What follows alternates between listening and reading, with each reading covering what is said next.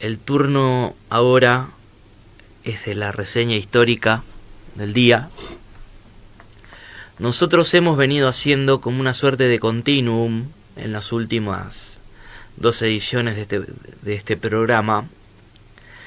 Hicimos en un primer momento las invasiones inglesas, luego nos fuimos hacia la Revolución de Mayo, el primer gobierno patrio y la primera junta de gobierno, hasta obviamente la creación de la Junta Grande y la posterior muerte de Mariano Moreno. Pero en ese continuum podemos adentrar un personaje que fue trascendental y sobre todo porque nos permite hacer como una suerte de cierre de todo este proceso, que es Juan José Castelli, mencionado como el orador de la Revolución de Mayo y también como un representante de los denominados jacobinos acá en este proceso revolucionario, el más imbuido en los ideales o el ideario jacobino de la Revolución Francesa, que eran los más radicalizados, el bando más radicalizado dentro de la Revolución Francesa.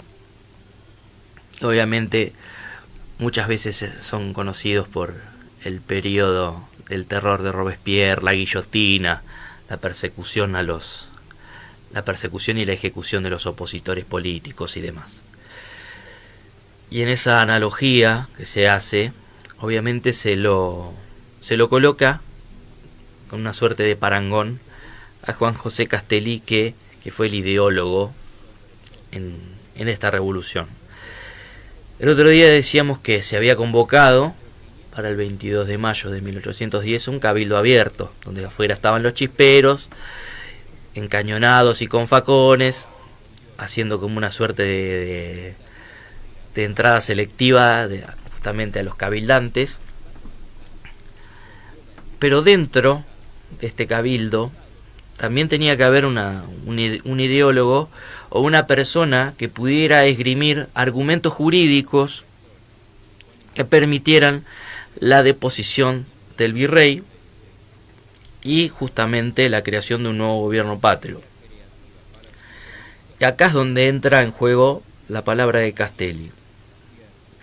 ¿Por qué Castelli es tan fundamental en esto? Bueno, tenemos que hablar de un hombre que primogénito de una familia de comerciantes venecianos que habían llegado a Buenos Aires, que por herencia familiar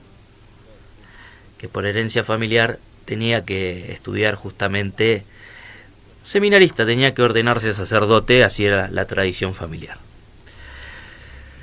Para ello fue a estudiar justamente a Córdoba, pero ante la muerte de su padre rompe con el mandato familiar y se va hacia la Universidad de Chuquisaca. Allí se adentra en el estudio de las leyes y también conoce a los autores de la Ilustración, Diderot, Voltaire, Rousseau, Montesquieu. Obviamente todo esto de manera clandestina, porque justamente en las colonias no se iban a enseñar los ideales revolucionarios, porque podía peligrar justamente la integridad de los virreinatos y de las colonias si se enseñaba ideales libertarios, verdaderamente libertarios, en serio, no de cotillón ni utilizados de manera incorrecta. Y allí es donde conoce justamente los ideales de la Revolución Francesa, que serían a posteriori trascendentales a la hora de declarar obviamente la deposición del virrey Cisneros y la consiguiente creación del primer gobierno patrio, que fue la primera junta, que obviamente entra en vigencia el 25 de mayo de 1810. Ya habíamos contado el proceso previo, donde se había querido crear una junta presidida por el propio virrey, pero bueno, la desbarataron este grupo de patriotas de Mayo. ¿Cuál fue el argumento jurídico que esgrime Juan José Castelli ante esta vacatio regis, o esta vacancia, esta inexistencia del rey? ¿Cuáles son los argumentos jurídicos que esgrime? Castelli se retrotrae a una doctrina jurídica del siglo XVII, escrita por el padre Francisco Suárez, que se llama la doctrina suareciana, que habla de un pactum translationis. Es un pacto de traslación en donde obviamente la autoridad emanaba de Dios y de Dios se trasladaba hacia el pueblo, y el pueblo en este pactum translationis, en una suerte de pacto similar al pacto de sujeción, se la otorgaba al rey. Esto, en lo que es la discusión jurídica, ¿qué pasa? En lo que es la discusión jurídica, puede llegar a ser incluso contrapuesta a lo que es esto justamente se utiliza más que nada para lo que es la monarquía pactista previa al despotismo ilustrado, que obviamente las monarquías absolutistas tenían otra doctrina. Decían que el poder emanaba de Dios y bajaba directamente al rey, porque justamente el rey era el representante de Dios en la tierra. ¿Qué es lo que sucedía? Él toma esta doctrina jurídica, la doctrina suareciana, y en el medio de las discusiones de mayo, ante la caída de lo que había sido la Junta Central de Sevilla, que es lo que repasamos la semana pasada, y ante la instauración de este nuevo Consejo de Regencia, que iba a ejercer obviamente el poder en nombre de Fernando VII, lo que afirmaban los patriotas de Mayo, y sobre todo la figura de Castelli, era que ante la caída de la Junta Central, este Consejo de Regencia carecía de toda legitimidad. Entonces, ahí es donde se invoca la teoría de la retroversión del poder. Y es ahí justamente donde dice que el pactum translationis, donde la autoridad había sido conferida de Dios hacia el pueblo, en esta retroversión volvía hacia el pueblo ante la vacatio regis, ante la vacancia real, ante la inexistencia de la autoridad real y ante la inexistencia de la Junta Central, que era la que ejercía el poder en ausencia del rey cautivo o el rey prisionero, que, como habíamos dicho la semana pasada, en realidad no estaba prisionero, sino que estaba justamente pasando unas vacaciones con rentas anuales en Valencia. Esto fue el argumento jurídico que esgrimió Juan José Castelli, y que los partidarios del virrey Cisneros no pudieron objetar, que buscaron justamente, a través de esta especie de treta, querer colocar una junta adepta a el propio virrey, que obviamente fue tirada por tierra, y donde también se escuchó la famosa frase de Manuel Belgrano, que la dijo en la casa de Rodríguez Peña, que si para las 3 de la tarde del día siguiente el virrey no había renunciado, él lo tiraría por la ventana. Ante la presencia de Juan José Castelli y la utilización de estos argumentos jurídicos, obviamente no fue el único virreinato donde se utilizó el argumento de la retroversión de la soberanía, no fue el único virreinato o la única capital virreinal donde se creó una junta de gobierno. El movimiento juntista atravesó todos los virreinatos españoles, pero a través de, obviamente, de la sapiencia de Castelli, obviamente utilizando los argumentos a favor suyo, porque se podría incluso haber, si uno lo mira a trasluz y desde el espejo retrovisor, se podría haber justamente fundamentado de que la retroversión de la soberanía no estaría vigente, porque estábamos ante una monarquía borbónica que justamente no creía en la doctrina suareciana per se. Un ejemplo de ello es la expulsión de los jesuitas, porque hay una particularidad de la doctrina suareciana, que habla de la retroversión del poder ante la ausencia del rey o ante el ejercicio de la tiranía. Es decir, abogaban por el tiranicidio. Si había un rey que ejercía un mal gobierno, lo podían justamente ajusticiar y reemplazar, obviamente, la autoridad por la autoridad del pueblo. Bueno, tenemos al Castelli jurista, al Castelli orador, pero no todo se llevó a cabo a través de la pluma y de la palabra en lo que fue este proceso revolucionario. Este proceso huele a pluma, a tinta, pero también huele a pólvora, a plomo.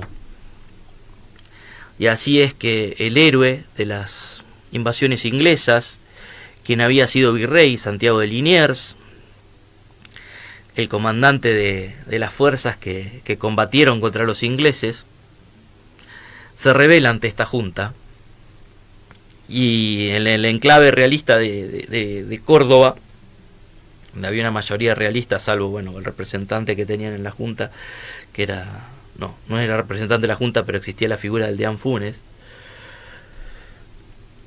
se atrincheran en Córdoba, obviamente queriendo crear un foco realista para esperar a las tropas que podían llegar desde el Alto Perú y encarar Buenos Aires. Entonces, ¿qué es lo que se ordena? Bueno, desde la primera junta se ordena a apresarlo, a Santiago de Liniers. Lo apresan y se ordena su fusilamiento. ¿Qué sucede cuando lo van a fusilar? Quienes habían ido justamente a fusilarlo habían sido subalternos de él durante las invasiones inglesas. Entonces se negaron a fusilar a quien había sido su comandante. Y ante esta negativa justamente de acabar con la vida de Santiago de Liniers, es que la primera junta designa a dos hombres para llevar a cabo esta tarea, la de llevar a cabo el fusilamiento de Liniers, que son Juan José Castelli y Domingo French. Ya habíamos dicho que Domingo French había sido parte de los chisperos y bueno, había animado a la Legión Infernal. Estaba buscando justamente quiénes habían sido los que se habían negado a fusilar a Liniers, que no lo puedo encontrar. Francisco Ortiz de Ocampo y Antonio González Balcarce. Ahí está. Bueno, cuando llegan lo interceptan a la altura del Monte de los Papagayos, que es en Cabeza de Tigre.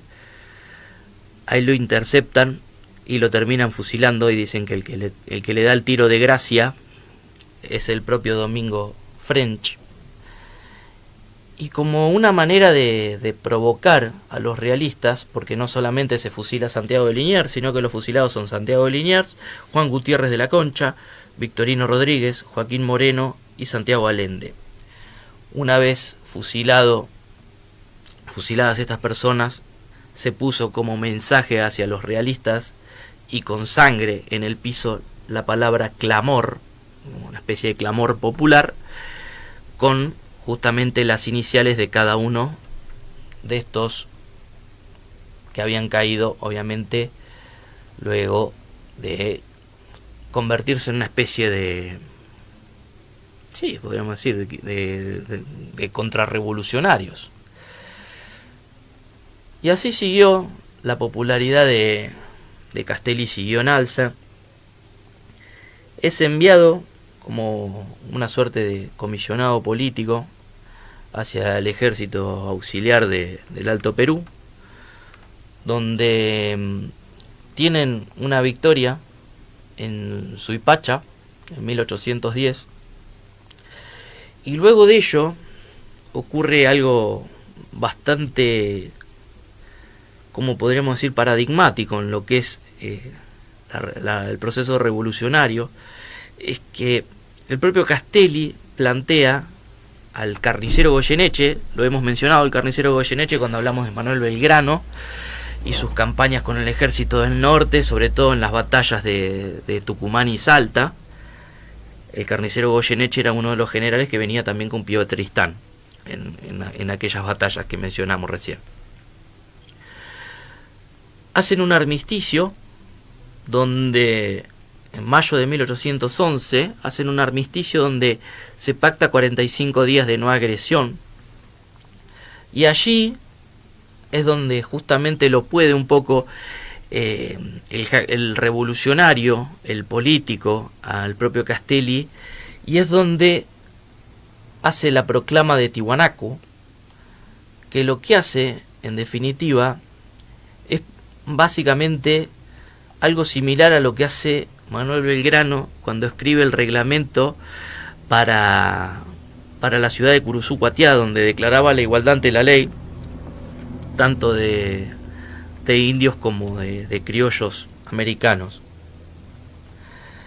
Obviamente para los tiempos que concurrían eran unos ideales muy adelantados a la época, y un signo de que ellos estaban enfocados en la libertad per se, en la libertad, en la igualdad y en la fraternidad, que son los principios rectores de la Revolución Francesa. Bueno, obviamente la declaración la hace el 25 de mayo de 1811, la publica en el aniversario de la Revolución de Mayo, y la firma junto con el doctor José Bernardo de Monteagudo en las ruinas de Tiwanaku, es donde está la Puerta del Sol, la pueden visitar al día de hoy. ¿Qué es lo que termina sucediendo? Goyeneche agarra el armisticio, lo destroza, y aprovechando también la ingenuidad de las tropas patriotas, como a su vez las luchas internas que estaban teniendo en ellas, se enfrentan en Huaki. Ocurre el desastre de Huaki a orillas del lago Titicaca, y a la historia trascendió como el desastre de Huaki, donde las tropas patriotas son diezmadas por las tropas realistas. Se pierde el Alto Perú y Castelli vuelve a Buenos Aires procesado. Obviamente también tenía muchos enemigos políticos por los propios ideales que llevaban, ideales radicalizados contra la mayoría moderada que habíamos dicho la semana pasada, que no querían quitarse la máscara de Fernando VII. Castelli lo que había declarado era la igualdad ante la ley de indios y criollos. Obviamente se había ganado muchos enemigos. Y estos propios enemigos obviamente abonaron para que se lo procese judicialmente.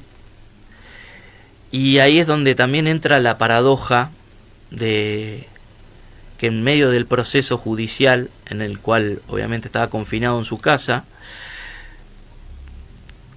se le termina amputando su lengua. Es la paradoja porque era el orador de la revolución al cual se le cortaba su principal arma, que en sí no era un arma, sino era un órgano, un músculo, la lengua. Supuestamente habría tenido un cáncer originado, no se sabe bien a ciencia cierta, obviamente, no hay manera de corroborarlo. Según algunas fuentes podría haber sido originado por una quemadura de cigarrillo. Otros dirían que que no tenía tal enfermedad, sino que simplemente fue un castigo por ser el orador más radicalizado de la revolución, y terminó sus días en la más extrema pobreza y obviamente con la lengua amputada, el orador de la revolución. Y así es como se cierra el ciclo también de las invasiones inglesas, con Santiago de Liniers también caído en desgracia, uniéndose a un bando contrarrevolucionario, siendo fusilado, con Mariano Moreno muerto en alta mar, con Juan José Castelli muerto, enfermo y en desgracia, en absoluta pobreza. Y bueno, como dijimos, el proceso revolucionario que continuó con sus claroscuros durante varios años.